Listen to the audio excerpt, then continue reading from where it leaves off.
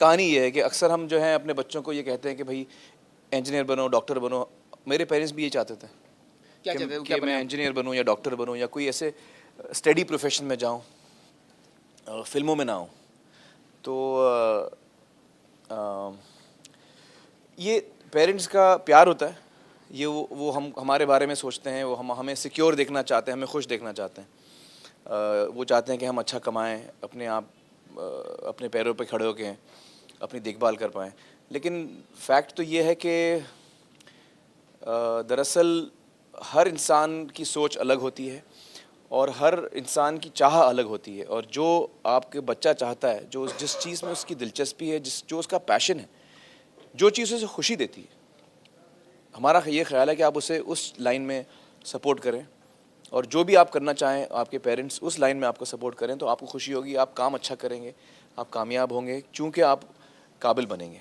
अच्छा आमिर, जुनैद क्या बनना चाहते हैं, आप क्या चाहते हैं जुनैद क्या बने?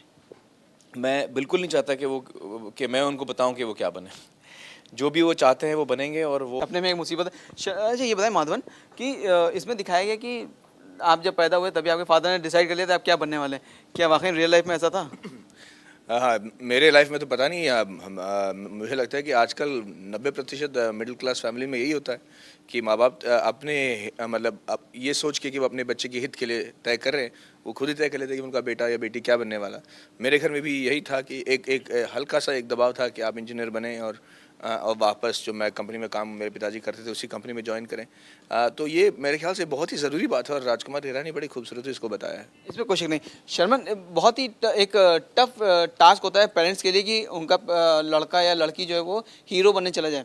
तो आगे पेरेंट्स ने क्या बोला था आपको देख के?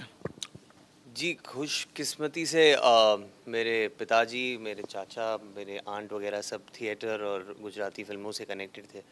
तो जब मैंने ये फ़ैसला किया कि मैं एक्टिंग के क्षेत्र में जाना चाहूँगा, तो तब घर की तरफ से किसी को ज़्यादा एतराज़ नहीं था। ये था कि मुझे समय लगा ये तय करने में कि मैं एक्टर बनना चाह रहा हूँ।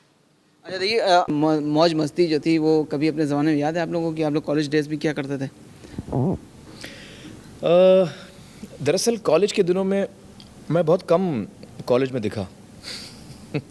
मैं कॉलेज के बाहर ज़्यादा रहता था, बड़ा आउटस्टैंडिंग स्टूडेंट था मैं। आउटस्टैंडिंग, बाहर ही रहता था मैं कॉलेज के।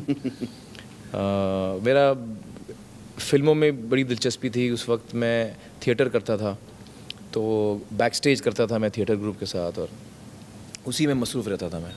तो अटेंडेंस पर काफ़ी लो था मेरा। कॉलेज 2 ही साल किया मैंने। उसके बाद मैं एज एन असिस्टेंट डायरेक्टर मैंने काम शुरू किया। तो जो कॉलेज लाइफ की जो मस्ती होती है वो एक तरह से मैंने एक्सपीरियंस ही नहीं किया, और सीधा काम पे लग गया बहुत जल्दी। बहुत छोटे उम्र में मैंने काम शुरू किया। तो एक्चुअली कॉलेज लाइफ को मैंने पहली दफ़ा उसका अनुभव मुझे हुआ 3 इडियट्स की शूटिंग में, जब मैं IIM बैंगलोर में रह रहा था, हॉस्टल में रह रहा था। 1 महीने के ऊपर रहे हम लोग वहाँ पे जी, और बड़ा मज़ा आया वहाँ, सब स्टूडेंट्स के साथ, दोस्तों के साथ। माधवन, कॉलेज डेज में कोई वायरस था कॉलेज में? हाँ, बहुत सारे थे हमारे स्कूल में वायरस। क्योंकि उनका भी गलती नहीं है, क्योंकि क्या है, जैसे एक बार आमिर खान ने कहा था कि वो लोग टीचर बनते हैं जिनको कोई और नौकरी भाती नहीं है या पसंद नहीं करते, और वो बड़े कुछ लोग थे जिन्हें, सभी नहीं कहूँगा, सभी बिल्कुल नहीं कहूँगा, ऐसे टीचर्स ऐसे थोड़ी हैं। हाँ, सभी नहीं, वही मैं कह रहा हूँ, सभी नहीं, ऐसे बहुत सारे।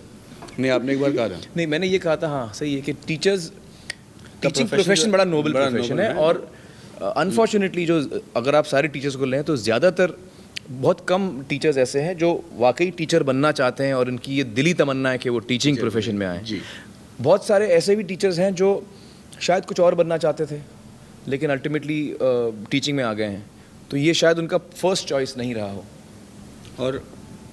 और मुझे याद है कि कई स्कूलों में और कई कॉलेज में इसलिए बच्चे को फेल किया जाता था कि अगर उन्हें ये नहीं पता कि शाहजहां की कितनी बीवियां थी और उसने कब शादी की, या कुछ ऐसे फिजूल की चीज़ें, मैं मानता हूँ कि फिजूल उस उम्र में, जिसकी वजह से उन्हें रोक दिया जाता था स्कूल में। तो ये सब चीज़ें काफ़ी वायरसदायक थी। तूने एक बात नोट किया, शाहजहां की बीवियों के बारे में बड़ा इंटरेस्ट है इसका। 4 दफ़ा बोल चुका है। शाहजहां की बीवियाँ कौन कौन थी? नहीं, माफ कीजिएगा, शाहजहां की एक ही बीवी थी मेरे ख्याल से, उन्हें, जिसके लिए उसने ताजमहल बनाया। बड़ा रोमांटिक सा बंदा था यार, लेकिन बाकी जो हैं ऐतिहासिक लोग। डेडिकेटेड। हाँ, डेडिकेटेड था वो। शर्मन, आपके मतलब कॉलेज में रहे थे कोई वायरस? शर्मा जी आप बात भी कितनी की है। ताजमहल बनाना बाकी है बस, अभी भी एक ही है। नहीं अफसोस है, बड़े अफसोस है, कहा एक ही है। हाँ अफसोस तो है अब लेकिन निभाना पड़ेगा। नहीं मस्तियाँ की है, कॉलेज में काफ़ी मस्तियाँ की है और अच्छा पॉपुलर सा ग्रुप था हमारा, 10-20 लड़के लड़कियाँ थे। कैंटीन में सीनियर कॉलेज सारा सीनियर कॉलेज कैंटीन में बिताया।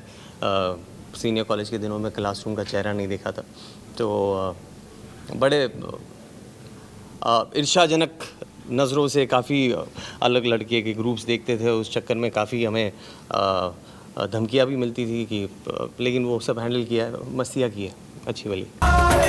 आमिर आपने जो इसमें हरकतें करी हैं बड़ी शैतानी वाली, तो वाकई में वो दिमाग में चला करती हैं हरकतें कि वाकई की स्क्रिप्ट के साथ ही आई थी, ये सब पहले दिमाग में था, ये सब चीज़ें होती हैं? भाई मैं बड़ा सीधा किस्म का इंसान हूँ, अच्छा। ये सारी चीज़ें स्क्रिप्ट में दी जाती मुझे, मैं तो बिल्कुल बहुत ही सीधा किस्म का इंसान हूँ। जो कब दिया नहीं ट्रूथ ऑफ द ईयर। मैं रियल लाइफ में इडियट? जी मेरा मानना है सब बनना चाहेंगे इडियट, इस किस्म के इडियट तो हम सब बनना चाहेंगे। हैं जी मेरा ख्याल है। आमिर आप? अब मैं चाहूँगा कि लोग मुझे इडियट समझें और मैं चाहूँगा कि लोग मुझे जीनियस समझें उस किस्म का। मैं खुद हूँ या नहीं हूँ वो मुझे पता नहीं, आप मुझे बताइए कि मैं इडियट हूँ या नहीं। मतलब वही नंबर 1 है, राइट? जी बचपन से मुझे स्कूल में और कॉलेज में लोग मुझे इडियट कहते थे कि यार ये बड़ा इडियट है। आज मैं गर्व से कहूँगा कि हाँ, आज मैं बिल्कुल बड़े गर्व से कहूँगा कि मैं इडियट हूँ।